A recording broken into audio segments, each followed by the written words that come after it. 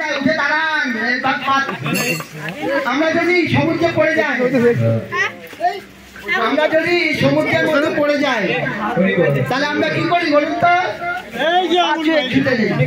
উঠে দাঁড়ান। আমরা কি করি? বাঁচার জন্য চেষ্টা করি না? বাঁচা বাঁচা বাঁচা করে আমরা কি করি?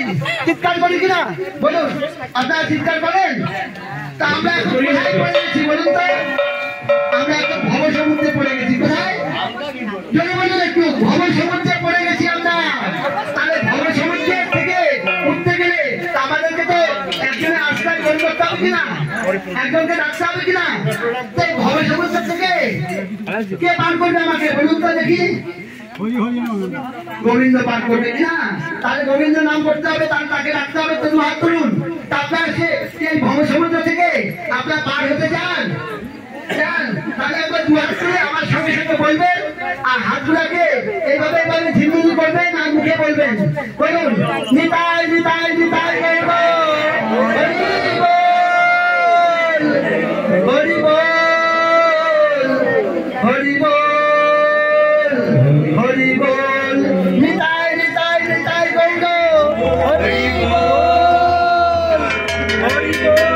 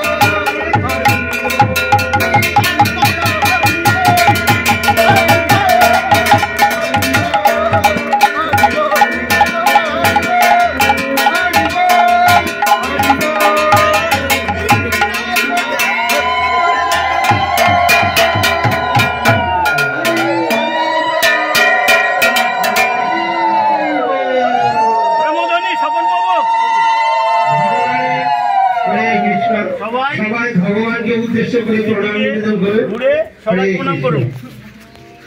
সবাই প্রণাম করুন।